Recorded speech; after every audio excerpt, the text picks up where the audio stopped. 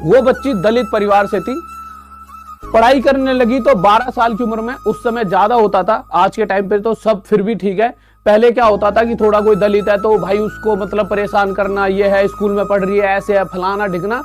तो उस कुछ जो पहले समाज था थोड़ा बहुत ज्यादा बदलाव हो गया, तो सब सही बराबर आ गए, इक्वल हो गए। तो मेरे भाई उनको स्कूल से भी निकाल दिया गया। उनमें चाह थी पढ़ने की। फिर उसके बाद मेरे भाई घर पे प्रेशर पड़ा कि भाई लड़की घर में बैठी है। तो पहले जमानों में बाल विवाह होया करता था, उस लड़की की बाल विवाह करवा दिया गया। उसके बाद मेरे भाई ससुराल वालों ने लड़की को बहुत तंग करा। छोटी बच्ची होती है, इतनी समझ नहीं होती। पहले जमाने में आप देखते होंगे, हमारे आपके किसी भी बहुत से घरों में ऐसी चीजें होती थी कि बच्चा इतना समझदार नहीं होता। छोटा बच्चा अपने घर को छोड़ के किसी के घर में जाता है, नहीं इतना समझदार होता, और उसके ऊपर इतना सारा प्रेशर डाल देते हैं, पता नहीं कि दूसरे घर की बेटी आ गई है तो अब तो यही सब कुछ संभाल देगी और सारा कुछ कर ही देगी, ये पूरे घर को ही संभाल देगी। ये नहीं देखते कि इतनी छोटी बेटी हमारे घर में भी है। तो इतना छोटा बच्चा, उसे बहुत परेशान करा। तो उसके पिता उसे अपने घर वापस ले आए। अब घर वापस लाना इतना आसान टास्क तो है नहीं। घर वापस लाए तो भैया दुनिया ने उनको क्या सुना दी, तूने तो भाई साहब अपनी बेटी घर में बैठा रखी है, ये दुनिया है कहेगी। एक तो दुखी, सबसे ज्यादा लोग दुखी इस दुनिया से ही हैं। ये अपने घर को नहीं देखेंगे, दूसरे घर में जरूर आग लगाएंगे। सबसे पहले हम सब लोगों को सुधरना होगा। और जो आप बच्चे आगे जाके जो आप बनोगे, आपको सबसे अलग बनना है। अगर किसी के घर में कोई परेशान है, अगर आप उसकी परेशानी दूर नहीं कर सकते तो उसके घर पर जाके ये भी नहीं कहोगे कि जी आपके लौंडे ने कुछ नहीं करा या नहीं कुछ कर सकता।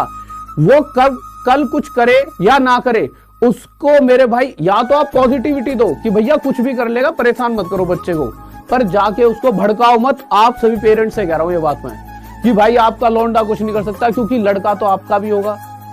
हम किसी और की उंगली कर रहे हैं, वो आपकी उंगली कर रहे हैं, और इस चक्कर में परेशान सिर्फ आपका बच्चा हो रहा है।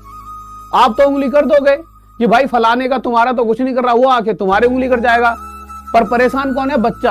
आज के टाइम पे बहुत प्रेशर है बच्चे पर। आपको लगता होगा पहले जमाने में बहुत मेहनत होती थी, पहले जमाने पे इतना कंपटीशन ही नहीं था। कंपटीशन तो बच्चे के लिए अब है, आप उस चीज को फील ही नहीं कर पाओगे। तो ठीक है मेरे भाई, तो इस बच्ची को मेरे भाई सबने परेशान करा कि भाई आया लड़की बिठा रखी है घर में। तो उसके बाद इस लड़की ने सुसाइड करने की कोशिश करी, परंतु उससे ये बच गई। अब एक बात देखिए, अगर उस समय इसने अपने आप को खत्म कर लिया होता, बट ये बची, और फिर देखिए चीजें और इतिहास बदला। इसके अंदर एक होप आई कि अगर एक और मौका मिला है तो कुछ ना कुछ किया जाए।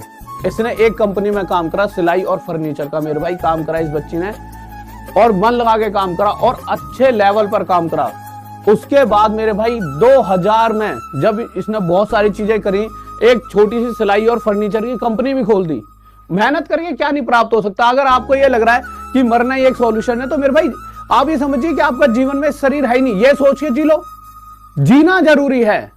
हर वो चीज जो आप चाहते हो वो आपके कदमों में होगी।